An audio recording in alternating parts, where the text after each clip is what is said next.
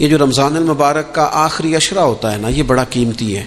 میں پہلے بھی دوستوں سے عرض کرتا رہتا ہوں کہ ہم نا یہ آخری 10 دن اکثر بازاروں میں گھوم کے گزار دیتے ہیں۔ پہلے بھی ساری خریداری کی جا سکتی ہے۔ بخاری مسلم میں حدیث ہے، سیدہ عائشہ صدیقہ رضی اللہ تعالیٰ عنہ فرماتی ہیں آخری 10 دن جو رمضان کے ہوتے تھے حضور خود بھی بیدار ہوتے تھے، ہمیں بھی بیدار کرتے تھے۔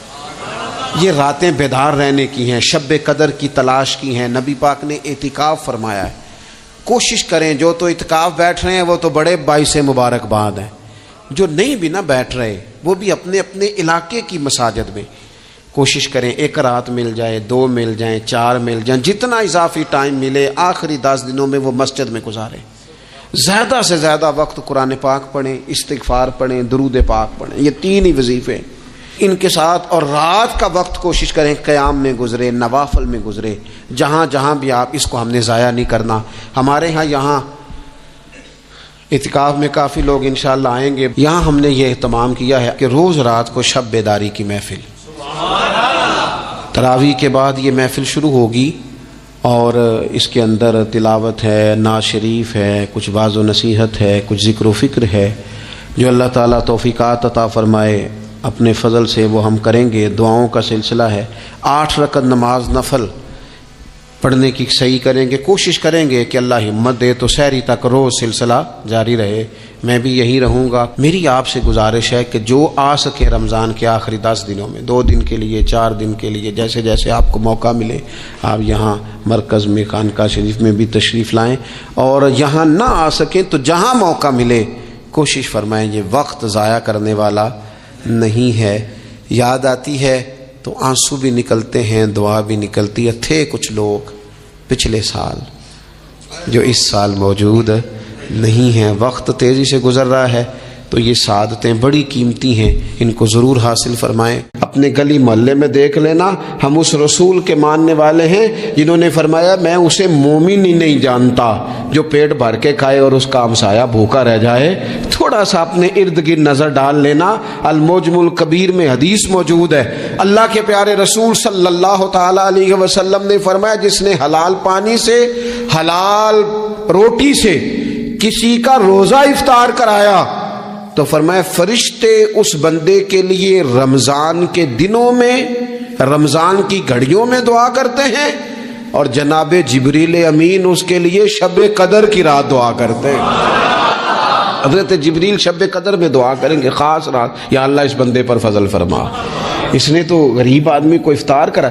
یہ ایک عبادت ہے، اس عبادت کا خیال کریں۔ پھر اعتکاف آئے گا، رمضان کے آخری 10 دنوں کا اعتکاف۔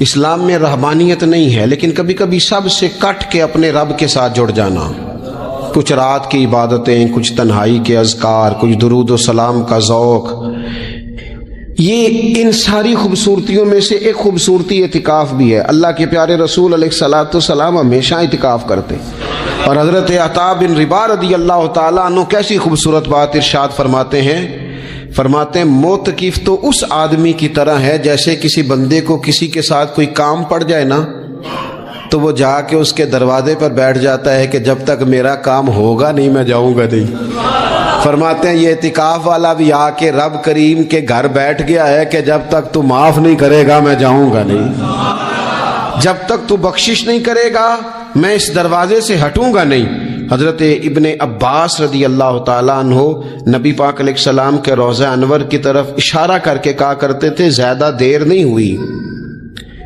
اشارہ کر کے کہتے تھے زیادہ دیر نہیں ہوئی، اس روضہ مبارک میں آرام فرما۔ رسول رحمت علیہ السلام سے میں نے اپنے کانوں سے سنا ہے، اور جب یہ بات ارشاد فرماتے تھے تو روتے بھی تھے۔ فرماتے ہیں میں نے خود نبی پاک علیہ الصلوۃ والسلام سے سنا ہے کہ جو شخص اللہ تعالیٰ کی رضا کے لیے 1 دن کا بھی اعتکاف کرے گا نا، اللہ تبارک و تعالیٰ اس کے اور جہنم کے درمیان 3 خندقوں کی آڑ بنا دے گا، اور فرمایا ان کی مسافت زمین و آسمان سے بھی زیادہ ہوگی۔ 3 خندقیں اتنی بڑی جن کی چوڑائی زمین آسمان سے بھی زیادہ ہوگی، ایک دن اعتکاف کر لے تو اللہ اس بندے کو دوزخ سے اتنا دور فرما دے گا۔ تو بہت سارے لوگ ہیں جن کو بڑا ٹائم ملتا ہے چھٹیاں گزارنے کے لیے، کبھی کسی سیاحتی مقام پر، کبھی کسی سیاحتی مقام پر، خرچہ بھی مل جاتا ہے، کام بھی ہو جاتا ہے، سارے سلسلے بن جاتے ہیں، بڑی بڑی جگہوں پہ لوگ جا کے ٹائم گزارتے ہیں۔ تو ایسا نہ ہو کہ 10 دن اللہ کے گھر میں بھی گزارے جائیں۔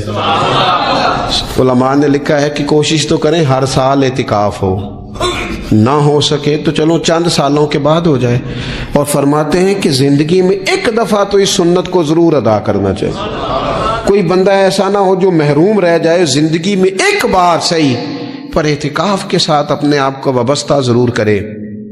رمضان المبارک کے اندر آخری عشرہ شب قدر کی تلاش کا عشرہ ہے۔ اللہ کے پیارے رسول صلی اللہ تعالی علیہ وسلم ان 10 دنوں میں خود بھی عبادت کرتے تھے اور گھر والوں کو بھی جگایا کرتے تھے، اور اپنے اہل خانہ کو تاکید فرماتے تھے کہ اٹھو اٹھو، آگے بڑھو، یہ آرام کرنے کے دن نہیں ہیں۔ ہمارے ہاں یہ ہوتا ہے کہ وہ جو آخری 10 دن زیادہ عبادت کے تھے، شب قدر کی تلاش کے تھے، وہ آخری 10 دن سارے بازار میں گزر جاتے ہیں، کپڑے سلوائے جا رہے ہیں، کپڑے خریدے جا رہے ہیں، جوتے خریدے جا رہے ہیں، واپس کیے جا رہے ہیں، دوبارہ لیے جا رہے ہیں، سفر ہو رہا ہے، آنا جانا ہو رہا ہے، عیدیاں بٹ رہی ہیں۔ تو یہ سارے کام جو آخری عشرے میں کرنے ہیں، جو زیادہ عبادت کے دن تھے، وہ سارے کام تو رمضان سے بھی پہلے کر لینے چاہیے۔ کپڑے رمضان سے پہلے خریدے جائیں، پہلے سلوا لیے جائیں، جوتے پہلے لے لیے جائیں، ضرورت کے کام پہلے کر لیے جائیں۔ جہاں آپ کو جو بانٹنا ہے وہ رمضان سے پہلے کریں۔ وہ مفت کی اپنے دل کو مطمئن کرنا کہ اب میرے پاس یہ بڑے میں خیر کا کام کرنے نکلا ہوا ہوں، میں عیدی بانٹنے جا رہا ہوں، یہ پہلے بانٹنے تھے۔ یہ عجیب بات ہے کہ جو زیادہ وقت مسجد میں گزارنے کا ٹائم تھا وہ سارا ہم نے ضائع کر دیا۔ وہ ادھر ادھر بازاروں کی نظر ہو گیا، میل ملاپ کی نظر ہو گیا۔ تو اگر چیزوں کو مرتب کیا جائے، میں تو دوستوں سے کہا کرتا ہوں، زکوٰۃ کا حساب، صدقات کا حساب، صدقات فطر کا حساب، جتنے بھی روٹین کے کام ہیں اس کو کوشش کریں رمضان شریف سے پہلے آپ ترتیب دیں، آپ ان چیزوں کو پہلے سے مرتب کریں تاکہ وہ بہترین ہو جائیں۔ ہم تو اس دین کے ماننے والے ہیں جہاں نیت کرو تو اجر شروع ہو جاتا ہے۔ آپ رمضان کی نیت سے جو آج خرچ کریں گے اس کو اللہ تعالیٰ رمضان کے ثواب کے برابر ہی اجر عطا فرمائے گا۔ لیکن وہ ہم نا کچھ لوگ بڑا ایک صاحب مجھ سے کہنے لگے جی میں نے سنا ہے صدقہ فطر آخری عشرے میں ہی دینا چاہیے۔ میں نے کہا آپ کا پروگرام تب دینے کا، اس لیے آپ نے یہ گاڑا کر کے سن لیا، ذرا اس کو آپ نے زیادہ غور سے سن لیا ہے۔ آپ جب ضرورت محسوس کریں، جب آپ سمجھیں کہ کسی کو ضرورت ہے، ضرورت کے وقت کوئی چیز کام نہ آئی تو پھر کب جا کے کام آئی۔ تو میری آپ سے یہ اپیل رہے گی کہ پہلے سے چیزوں کو مرتب کریں، معاملات کو پہلے سے طے کریں۔ وہ لوگ بڑے اچھے ہوتے ہیں جو وقت پر منصوبہ بندی کرتے ہیں، جو چیزوں کو ٹائم پہ مرتب کرتے ہیں۔ وہ ٹائم جو ہمارا بالکل اللہ کی بارگاہ میں حاضری کا ہے، عبادات کا ہے، اگر وہ سارا گاڑیوں کی نظر ہو جائے گا، اسفار کی نظر ہو جائے گا تو ہم نے حاصل کیا کیا۔ ایک بات آخر میں بڑے درد کے ساتھ آپ کی خدمت میں عرض کرنی ہے، ہر سال کہتا ہوں، اس سال بھی کہوں گا، ذاتی اخراجات کو کچھ کم کیا جائے۔ ذاتی اخراجات نہ کچھ لوگوں کے بہت زیادہ ہیں، ان کے اپنے لباس کے، کپڑوں کے، اور وہ اخراج میں نے پچھلے جمعے بھی کہا تھا، اسلام ذبائش کی اجازت دیتا ہے، نمائش کی اجازت نہیں دیتا۔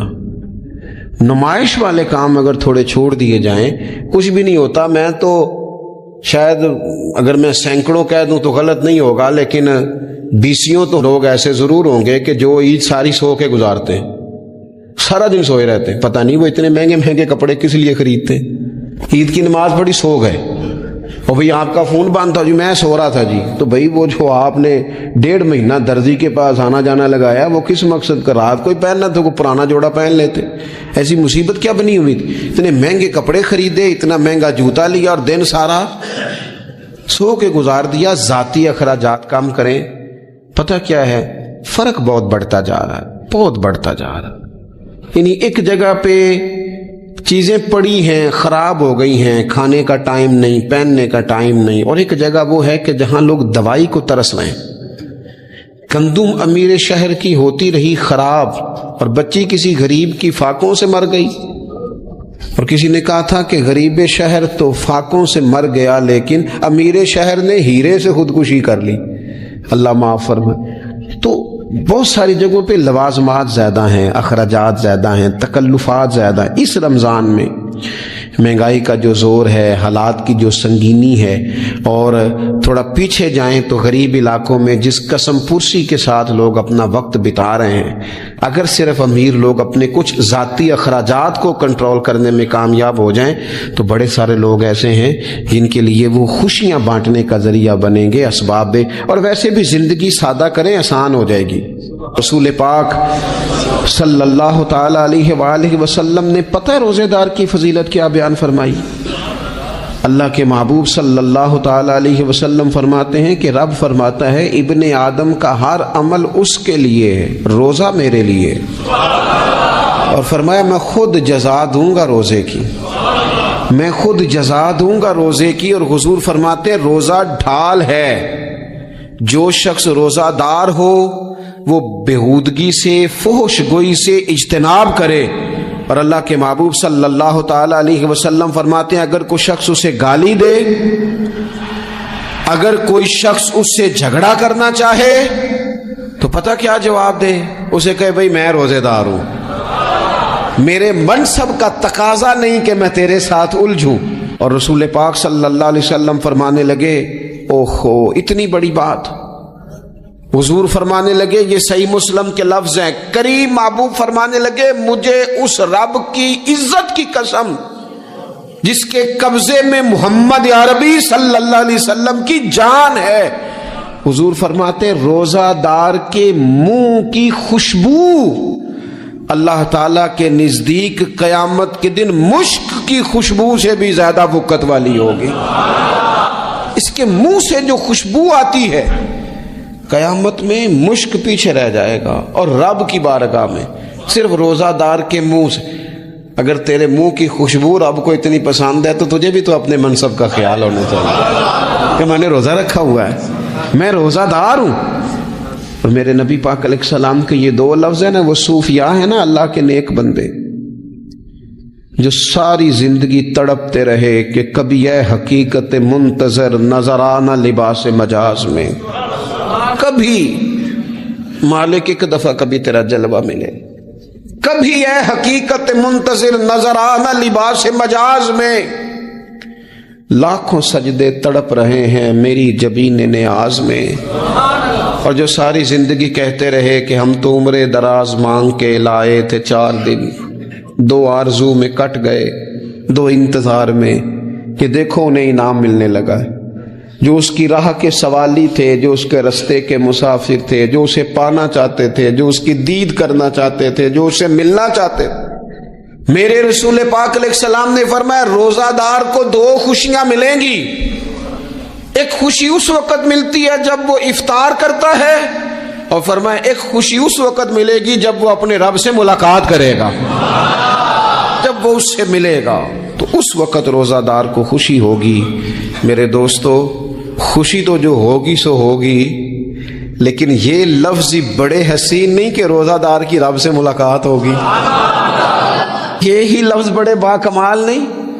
ایک روایت میں تو یہ ہے نا کہ روزہ میرے لیے ہے میں اس کی جزا دوں گا، اور ایک روایت میں یہ ہے کہ روزہ میرے لیے ہے اور رب فرماتا ہے میں خود روزے کی جزا ہوں، یعنی باقی نیکیوں پر ثواب ملے گا، روزہ رکھنے والے کو رب رحمان ملے گا۔ نبی اکرم صلی اللہ تعالی علیہ وسلم کے امت کے صوفیاء نے نا کچھ چیزوں کو بڑا کھولا ہے۔ عارف رومی کہتے ہیں کہ ایک دن نا محمود غزنوی نے خزانوں کے دروازے کھول دیے اور فرمایا بھئی میں نے آج ہر چیز کھول دی ہے، جو جس چیز پہ ہاتھ رکھے گا وہ اسی کی ہو جائے گی۔ لوگ دوڑے، کوئی سونے کی طرف، کوئی چاندی کی طرف، کوئی جائیدادوں کی طرف، کوئی خزانے کی کنجیوں کی طرف، کوئی بڑے بہترین گھوڑے اور اونٹوں کی طرف، لوگ دوڑ گئے، جو جس پہ ہاتھ رکھے گا اسی کا۔ سب بھاگ گئے، ایاز بیٹھا ہے، نہ وہ حسن میں رہی شوخیاں، نہ وہ عشق میں رہی گرمیاں، نہ وہ غزنوی میں تڑپ رہی، نہ وہ خم ہے زلف ایاز میں، وہ لذتیں کہاں۔ ایاز چپ کر کے بیٹھا ہے۔ پھر محمود نے ایاز کی طرف مخاطب کر کے کہا ایاز اٹھنا نہیں، آج لوٹ سیل لگ گئی ہے، جو جس چیز پہ ہاتھ رکھے گا اسی کی۔ ایاز کہنے لگا بات پکی ہے نا؟ تو محمود خوش تھے، موڈ بڑا اچھا تھا، کہا بالکل پکی ہے۔ تو ایاز کہنے لگے چلو ٹھیک ہے۔ ایاز اٹھے، پیچھے سے جا کے نا تو محمود کے کندھے پہ ہاتھ رکھ دیا، محمود کے کندھے پہ ہاتھ رکھا۔ محمود کہنے لگے یہ کیا بات کا، آپ سے میں نے پوچھا تھا بات پکی ہے، جو جس پہ ہاتھ رکھے گا اسی کا نا۔ تو تھوڑی دیر پہلے مسکراتے چہروں میں آنسو آ گئے، ایاز بھی روئے تو محمود بھی روئے۔ کہا بادشاہ پکا رہنا، وہ جن کو خزانے چاہیے تھے وہ دوڑ گئے، مجھے تو چاہیے۔ لنگ کئی مہینے تے برس گئے تے تیری دید نو دیدے ترس گئے، تیری تو ملے گا۔ تو پھر کہا محمود نے، اس نے کہا میں وعدہ کر چکا تھا، بس ٹھیک ہے، باقیوں کے خزانے اور میں تیرا، طے ہو گئی۔ فرمایا باقی نیکیوں پر ثواب ملے گا، روزہ رکھنے والے کو رب رحمان ملے گا، اللہ کا قرب ملے گا۔ دیکھو نا، وہ خاص انسان کو کیفیت حاصل ہوتی ہے روزے میں، رب کے ہونے کا یقین۔ وہ جو صوفیاء کہتے ہیں نا مراقبہ کرو، وہ نصیب ہوتا ہے۔ یعنی کسی کو کیا پتا ہے اس کا روزہ ہے کہ نہیں، اکیلا ہے نا گھر میں، فریزر بھرا ہوا ہے، نہیں نہ کھاتا، کیوں؟ اسے پتا ہے میرا رب میرے ساتھ ہے، میرا رب مجھے دیکھ رہا ہے۔ بس یہ تصور توحید پکا ہو جاتا ہے رمضان۔ تو پھر اللہ تبارک و تعالیٰ کی بھی خاص رحمت اور کوئی خاص ہی اعزاز۔ حضور فرماتے ہیں جنت کے کئی دروازے ہیں، ایک باب الریان ہے، اس سے صرف روزہ دار گزریں گے، آواز ہوگا روزے والے آ جاؤ، وہ آ جائیں گے، فرمایا اس خاص دروازے سے گزرو، جب گزر جائیں گے تو فرمایا بند کر دو بھائی، اور کوئی نہیں گزرے گا یہاں سے، دروازہ ہی مخصوص ہے، ان کا اعزاز ہی ذرا زیادہ ہے۔ تو میرے عزیز، رمضان شریف کے اندر وہ منصب کا بس خیال رکھیں کہ میں روزہ دار ہوں، اس احتیاط کے ساتھ۔ اور دوسری جو رمضان کی چند عبادات ہیں نا،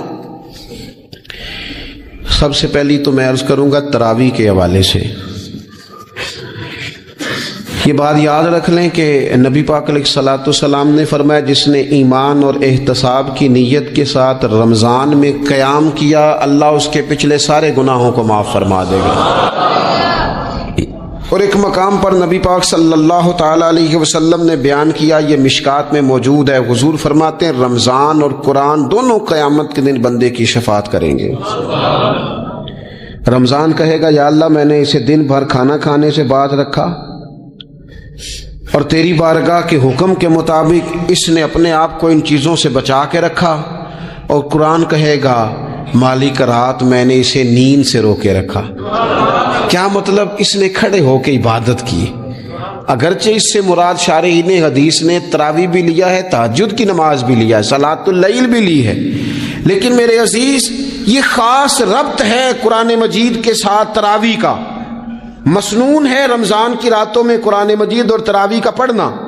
اگر تھوڑی سی نا طبیعت میں صرف تبدیلی پیدا کی جائے، میں نے دیکھا ہے کہ جو لوگ کہتے ہیں نا میرا وقت بڑا قیمتی ہے، بڑی ساری جگہوں پہ آپ کو بیٹھنا پڑتا ہے، بیٹھیں آپ 2 گھنٹے بیٹھیں، 3 گھنٹے بیٹھیں۔ میں نے دیکھا ہے لوگ جاتے ہیں کسی دفتر میں تو رات کو ہی چلے جاتے ہیں، اس علاقے میں کھڑے ہیں، پاسپورٹ کے دفتر کھڑے ہیں، شناختی کارڈ کے دفتر کھڑے ہیں، امیگریشن کی لائنوں میں کھڑے ہیں۔ کچھ ذہن تو بنائیں کہ میں نے رات کھڑے رہنا ہے اور اپنے رب کی عبادت کرنی ہے۔ تراویح کو ذرا ذوق سے آپ اگر تھوڑا ارادہ کر لیں گے نا، یعنی کوئی ایسا مشکل کام نہیں۔ میری تو رائے یہ ہے کہ پہلے 3-4 دن ذرا جم کے ذہن بنائیں اور تھوڑا سا نا روٹین کو بدلنے کی کوشش نہ کریں۔ جس امام صاحب کے پیچھے تراویح شروع کریں، کوشش کریں ساری وہیں پڑھیں۔ روٹین بدلنے سے بھی سستی آتی ہے، ایک دن یہاں گئے 2 دن وہاں گئے، تو یہ روٹین بدلنے سے بھی بعض اوقات سستی آتی ہے۔ کوشش کریں ایک جگہ پہ قرآن شریف سننا شروع کریں اور پھر پورا قرآن مجید وہیں پہ سنیں اور تھوڑا ذہن بنائیں۔ میں نے دیکھا ہے ہمارے استاد صاحب اس طرح کیا کرتے تھے کہ بہت تھوڑا کھانا افطاری کے وقت، تھوڑا، اور ان سے کہا جاتا آپ بزرگ آدمی ہیں، اتنا کم کھانا کیسے نظام چلے گا؟ تو فرماتے تھے میں 1 چپاتی اور آدھی چپاتی کھا لوں گا لیکن تراویح کے بعد، اب اگر زیادہ کھانا کھاؤں گا تو طبیعت میں سستی آئے گی، میرے لیے کھڑا ہونا مشکل ہو جائے. سادہ سا کھانے کے ساتھ افطاری کی جائے گی.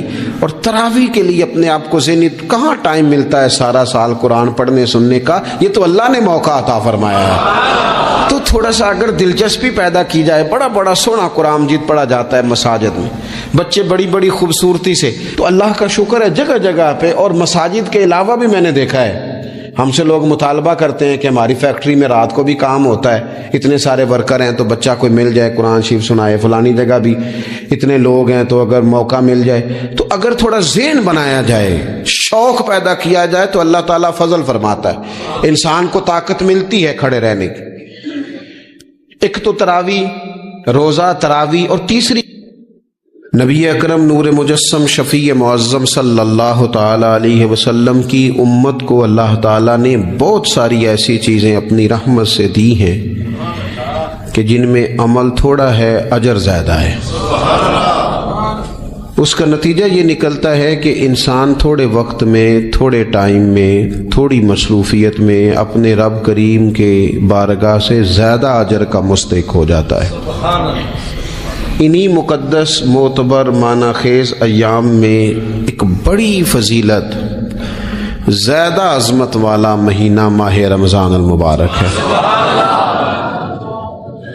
قرآن مجید نے صراحت کے ساتھ اس ماہ مقدس کا نام لیا ہے. کیا معنی ہے؟ کہ یہ وہ مقدس مہینہ ہے جس کا میرے رب کریم نے نام لیا ہے، اللہ نے نام لیا ہے. شہر رمضان الذی انزل فیہ القرآن، فرمایا رمضان کا وہ مقدس مہینہ ہے جس میں اللہ نے قرآن نازل فرمایا ہے. اس ماہ نور، ماہ سرور کا نام نامی اللہ تعالیٰ نے قرآن مجید کے اندر ذکر فرمایا. حضرت سلمان فارسی رضی اللہ تعالیٰ عنہ ارشاد فرماتے ہیں کہ شعبان المعظم کا آخری دن تھا، اگلے دن رمضان شروع ہونے والا تھا کہ رسول پاک علیہ السلام نے ہمیں رمضان کی فضیلت پر خطبہ ارشاد فرمایا. آپ اس بات کو غور سے سمجھیے کہ ایسا مہمان جس کے آنے سے پہلے اس کی فضیلت بیان کی جا رہی ہے، اور فضیلت کون بیان کر رہا ہے؟ امام الانبیاء صلی اللہ تعالی علیہ وسلم. یہ صرف ہمارے دلوں کے اندر، امت کے دلوں کے اندر اس ماہ مقدس کی فضیلت کو اور اس کی عظمت کو بٹھانے کے لیے کہ پوری طرح تم اپنے ذہن میں اور اپنے دل میں ایک بات بٹھاؤ کہ ایک عظمتوں والا مہینہ تم پر سایہ فگن ہونے والا ہے، عظمتوں والا. حضور نے ایک دن قبل اس کی فضیلت بیان. ہمارے ہاں یہ ہوتا ہے کہ ہم کسی چیز کی اہمیت کو لیتے ہیں لیکن سمجھتے ہیں کہ یہ کوئی روٹین ورک ہے. یعنی نارملی ہر سال رمضان شریف آتا ہے، اپنے وقت کے حساب سے چاند بدلتا ہے اور اپنے وقت پر رمضان شریف آ جاتا ہے. ہم سمجھتے ہیں کہ یہ مطلب روٹین کا ایک معاملہ ہے، ایک روٹین کی چیز ہے.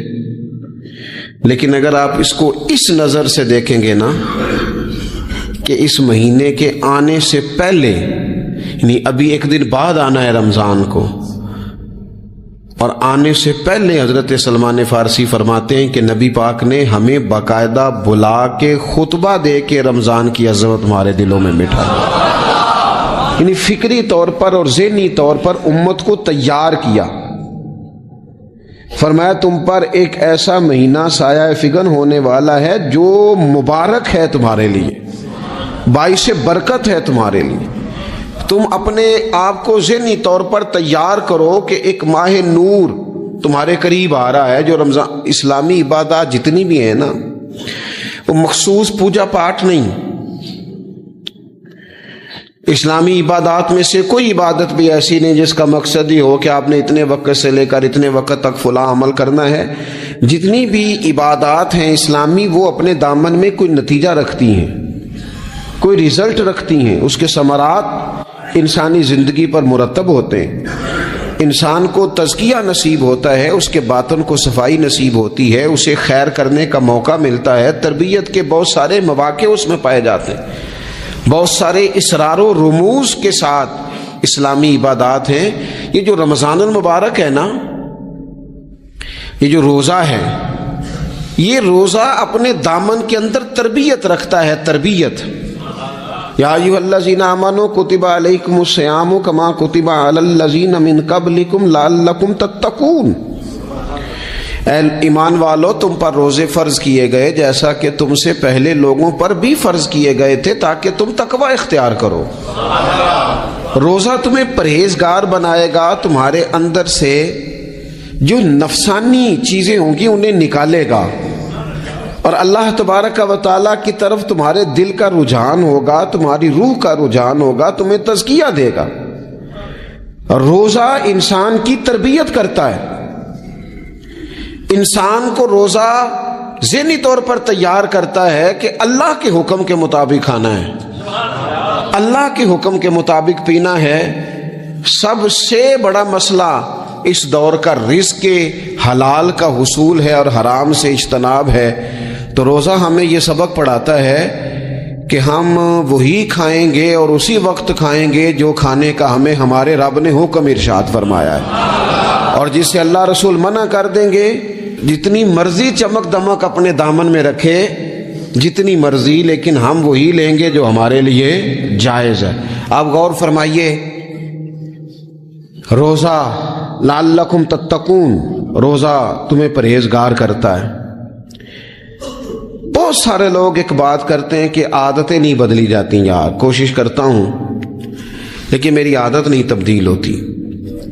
میں آپ کو ایک رائے دینے لگا ہوں، مشورہ دینے لگا ہوں، میں آپ سے یہ عرض کرنے لگا ہوں کہ موقع آیا ہے رمضان شریف کا۔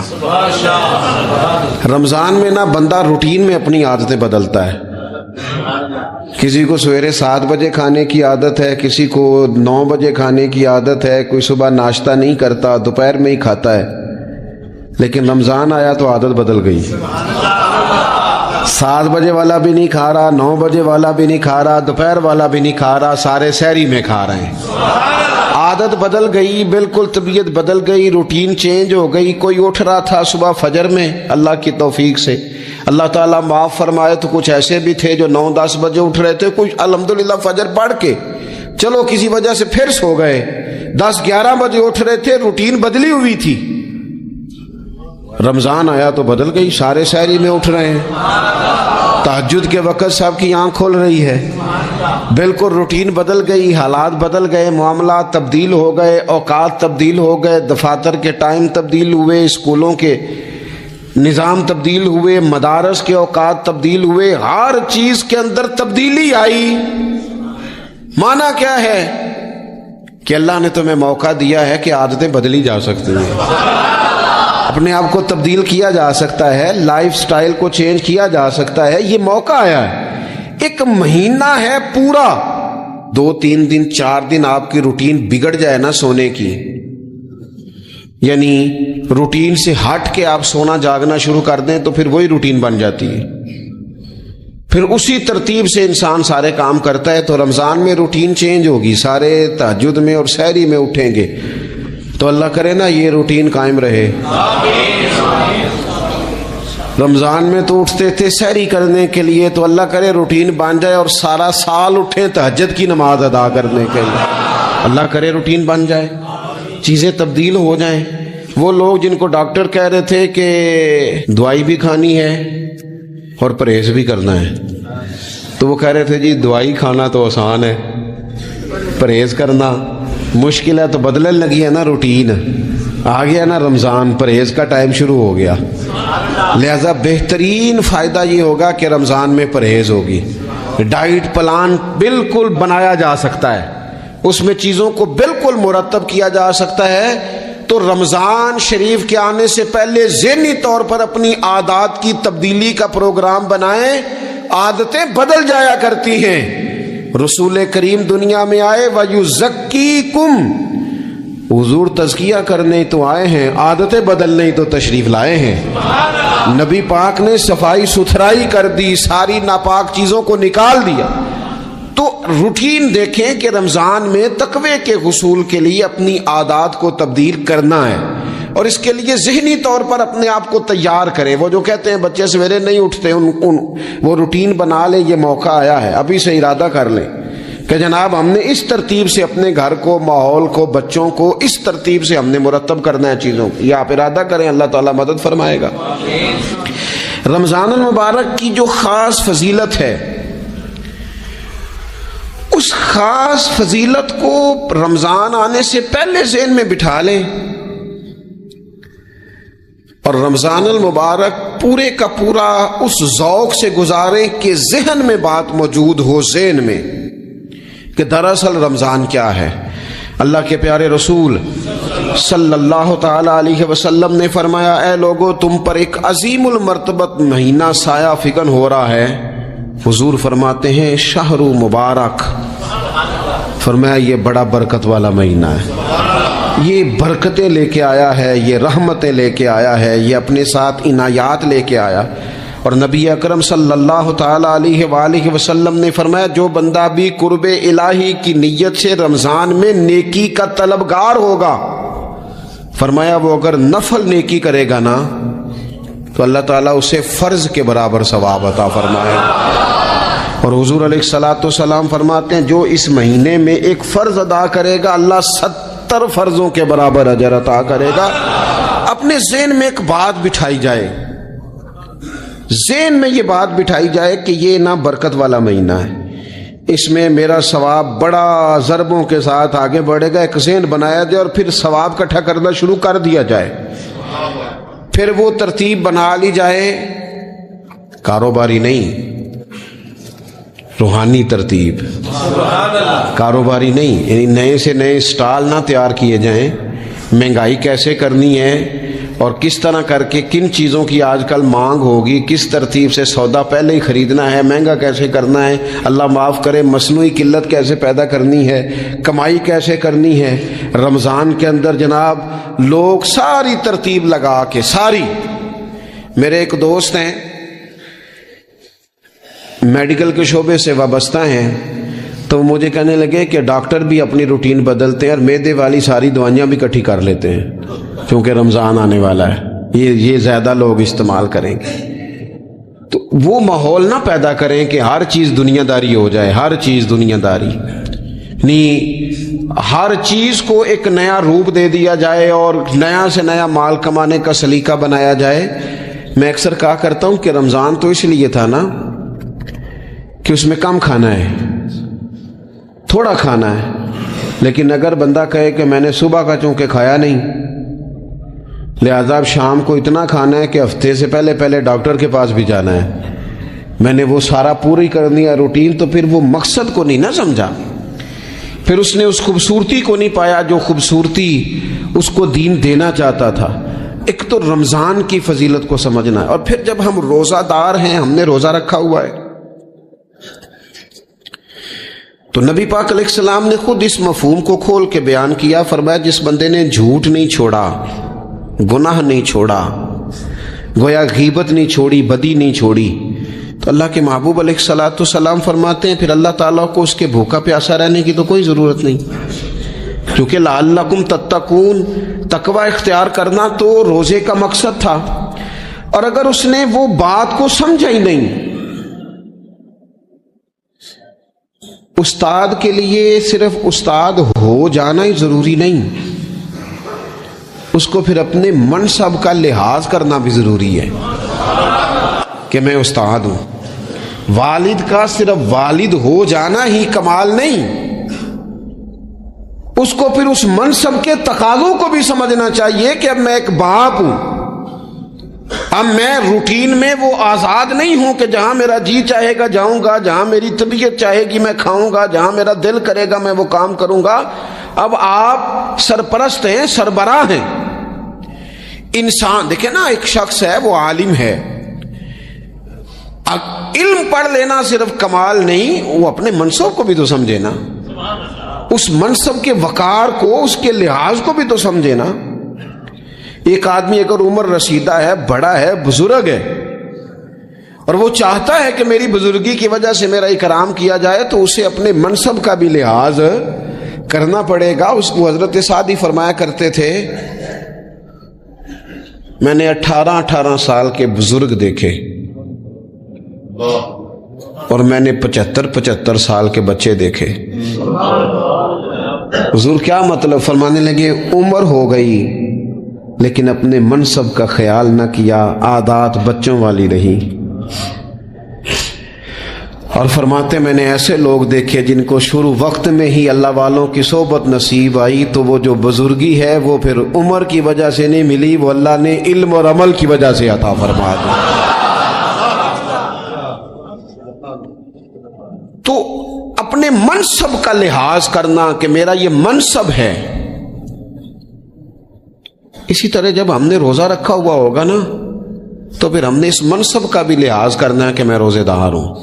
حضرت سلمان فارسی رضی اللہ تعالیٰ عنہ ارشاد فرماتے ہیں کہ شعبان المعظم کا آخری دن تھا، اگلے دن رمضان شروع ہونے والا تھا کہ رسول پاک علیہ السلام نے ہمیں رمضان کی فضیلت پر خطبہ ارشاد فرمایا۔ آپ اس بات کو غور سے سمجھیے کہ ایسا مہمان جس کے آنے سے پہلے اس کی فضیلت بیان کی جا رہی ہے، اور فضیلت کون بیان کر رہا ہے؟ امام الانبیاء صلی اللہ تعالی علیہ وسلم۔ یہ صرف ہمارے دلوں کے اندر، امت کے دلوں کے اندر اس ماہ مقدس کی فضیلت کو اور اس کی عظمت کو بٹھانے کے لیے کہ پوری طرح تم اپنے ذہن میں اور اپنے دل میں ایک بات بٹھاؤ کہ ایک عظمتوں والا مہینہ تم پر سایہ فگن ہونے والا ہے، عظمتوں والا۔ حضور نے ایک دن قبل اس کی فضیلت بیان۔ ہمارے ہاں یہ ہوتا ہے کہ ہم کسی چیز کی اہمیت کو لیتے ہیں لیکن سمجھتے ہیں کہ یہ کوئی روٹین ورک ہے، یعنی نارملی ہر سال رمضان شریف آتا ہے، اپنے وقت کے حساب سے چاند بدلتا ہے اور اپنے وقت پر رمضان شریف آ جاتا ہے۔ ہم سمجھتے ہیں کہ مطلب روٹین کا ایک معاملہ ہے، ایک روٹین کی چیز ہے۔ لیکن اگر آپ اس کو اس نظر سے دیکھیں گے نا کہ اس مہینے کے آنے سے پہلے، یعنی ابھی ایک دن بعد آنا ہے رمضان کو، اور آنے سے پہلے حضرت سلمان فارسی فرماتے ہیں کہ نبی پاک نے ہمیں باقاعدہ بلا کے خطبہ دے کے رمضان کی عظمت ہمارے دلوں میں بٹھائی، یعنی فکری طور پر اور ذہنی طور پر امت کو تیار کیا۔ فرمایا تم پر ایک ایسا مہینہ سایہ فگن ہونے والا ہے جو مبارک ہے تمہارے لیے، باعث برکت ہے تمہارے لیے۔ تم اپنے آپ کو ذہنی طور پر تیار کرو کہ ایک ماہ نور تمہارے قریب آ رہا ہے۔ جو رمضان، اسلامی عبادات جتنی بھی ہیں نا، وہ مخصوص پوجا پاٹ نہیں، اسلامی عبادات میں سے کوئی عبادت بھی ایسی نہیں جس کا مقصد ہی ہو کہ آپ نے اتنے وقت سے لے کر اتنے وقت تک فلاں عمل کرنا ہے۔ جتنی بھی عبادات ہیں اسلامی، وہ اپنے دامن میں کوئی نتیجہ رکھتی ہیں، کوئی ریزلٹ رکھتی ہیں، اس کے ثمرات انسانی زندگی پر مرتب ہوتے ہیں۔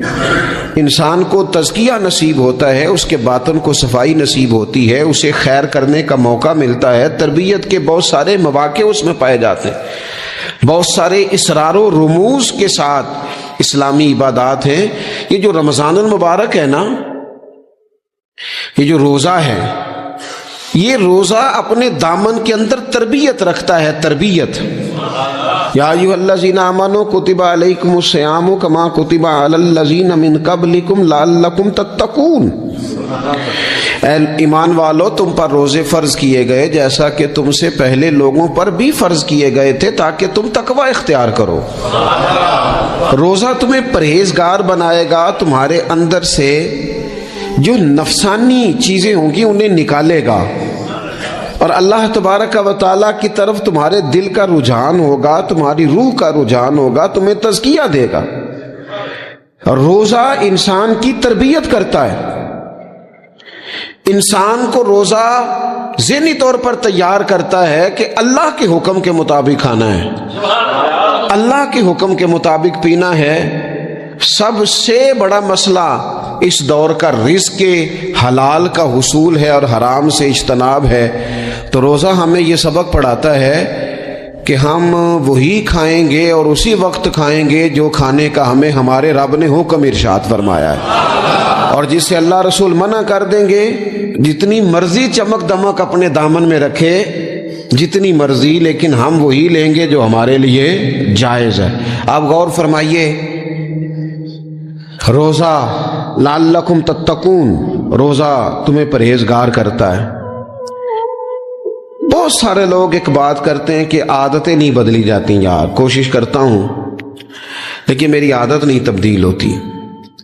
میں آپ کو ایک رائے دینے لگا ہوں، مشورہ دینے لگا ہوں، میں آپ سے یہ عرض کرنے لگا ہوں کہ موقع آیا ہے رمضان شریف کا۔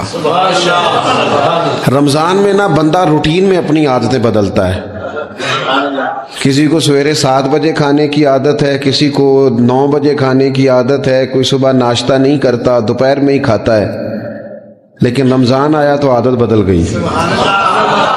7 بجے والا بھی نہیں کھا رہا، 9 بجے والا بھی نہیں کھا رہا، دوپہر والا بھی نہیں کھا رہا، سارے سحری میں کھا رہے ہیں۔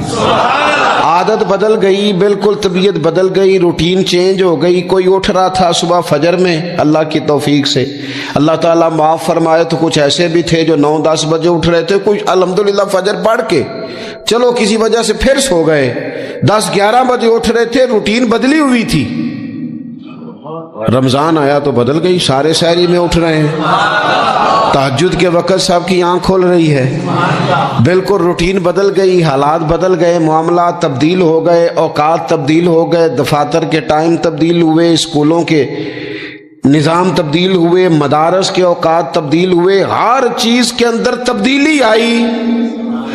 معنی کیا ہے کہ اللہ نے تمہیں موقع دیا ہے کہ عادتیں بدلی جا سکتی ہیں، اپنے آپ کو تبدیل کیا جا سکتا ہے، لائف سٹائل کو چینج کیا جا سکتا ہے۔ یہ موقع آیا ہے، ایک مہینہ ہے پورا، 2-3 دن 4 دن آپ کی روٹین بگڑ جائے نا سونے کی، یعنی روٹین سے ہٹ کے آپ سونا جاگنا شروع کر دیں تو پھر وہی روٹین بن جاتی ہے، پھر اسی ترتیب سے انسان سارے کام کرتا ہے۔ تو رمضان میں روٹین چینج ہوگی، سارے تہجد میں اور سحری میں اٹھیں گے، تو اللہ کرے نا یہ روٹین قائم رہے۔ رمضان میں تو اٹھتے تھے سحری کرنے کے لیے، تو اللہ کرے روٹین بن جائے اور سارا سال اٹھیں تہجد کی نماز ادا کرنے کے لیے، اللہ کرے روٹین بن جائے، چیزیں تبدیل ہو جائیں۔ وہ لوگ جن کو ڈاکٹر کہہ رہے تھے کہ دوائی بھی کھانی ہے اور پرہیز بھی کرنا ہے، تو وہ کہہ رہے تھے جی دوائی کھانا تو آسان ہے، پرہیز کرنا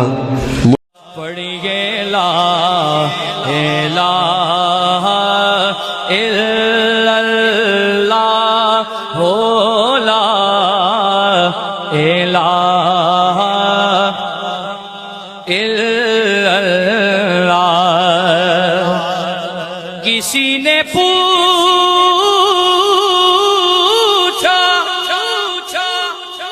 کہ جنت کی کوئی قیمت ہے،